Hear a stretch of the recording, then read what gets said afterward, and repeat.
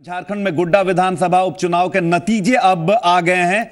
यहां बीजेपी उम्मीदवार अमित मंडल ने आरजेडी को 34,551 मतों से शिकस्त दी है। वहीं पांकी में कांग्रेस उम्मीदवार देवेंद्र सिंह उर्फ बिट्टू लगातार बढ़त बनाए हुए हैं। देवेंद्र सिंह अपने निकटतम प्रतिद्वंदी जेएमएम के शशिभूषण मेहता पर 7,000 मतों की बढ़त बनाए हुए हैं। बीजेपी यहां तीसरे नंबर पर है। तो बड़ी खबर इस वक्त आपको बता दें कि खबर गोड्डा की है, जहां पर बीजेपी ने जीत हासिल की है और बीजेपी ने आरजेडी को यहां पर शिकस्त दी है। और वहीं अगर पांकी की बात करें तो कांग्रेस उम्मीदवार देवेंद्र सिंह उर्फ बिट्टू लगातार यहां पर बढ़त बनाए हुए हैं।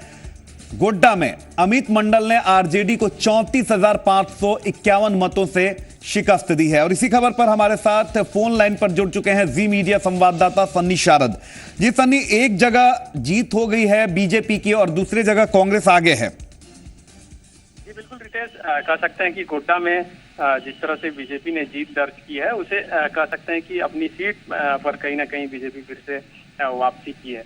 क्योंकि जो जिस तरह से वोटों की गिनती की शुरुआत हुई थी, उसके बाद से आरजेडी आगे थी। हालांकि छठे राउंड के बाद से लगातार बीजेपी वहां से आगे चल रही थी और अंततः वहां से बीजेपी के प्रत्याशी ही जीते। यदि पिछले चुनाव से इस जीत को तुलना करें रितेश, तो कह सकते हैं कि 3,000 के आसपास कम बीजेपी को वोट मिली है।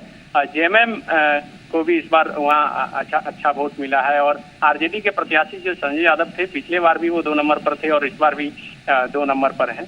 लेकिन अभी तक पांकी का सीन कुछ क्लियर नहीं हो पाया है, क्योंकि अभी पिछले 1-2 राउंड पहले जो है जेएमएम और कांग्रेस के बीच टक्कर नजर आ रही थी। लेकिन अभी फिर से एक बार कांग्रेस लीड करती हुई दिखाई दे रही है। बात अगर पांकी की जाए तो जेएमएम का गढ़ माना जाता है पांकी विधानसभा क्षेत्र। संथाल परगना में जेएमएम की अपनी पैठ है, लेकिन क्या कुछ कारण रहा कि वहां पर जेएमएम पिछड़ती हुई नजर आ रही है?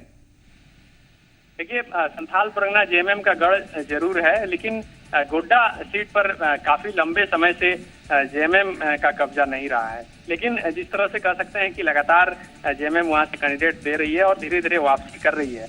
और दूसरा सबसे बड़ा कह सकते हैं कि चूक कहीं ना कहीं हुआ, यदि महागठबंधन होता और गठबंधन के प्रत्याशी होते, यानी कि कांग्रेस, आरजेडी और जेएमएम मिलकर कोई प्रत्याशी देते, यानी सन्नी कहा जा सकता है कि बीजेपी और कांग्रेस दोनों अपनी नाक बचाने में इन दोनों सीटों पर कामयाब रही हैं। तमाम जानकारियों के लिए सन्नी आपका बहुत बहुत शुक्रिया। तो सन्नी शारद हमारे संवाददाता रांची से बता रहे थे कि गोड्डा में अब बीजेपी की चुनाव हो चुकी है और कांग्रेस से पांकी में जीत की तरफ अग्रसर है।